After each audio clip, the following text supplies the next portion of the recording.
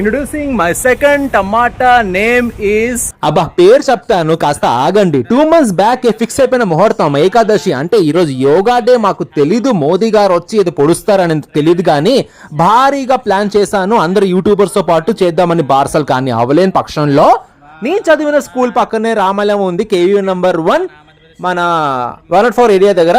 అక్కడ నేను చేశాను. ఈ రోజు పాపకు పేరు పెట్టాను. సక్రమంగా సాగింది. పేరు చెప్తాను వినండి.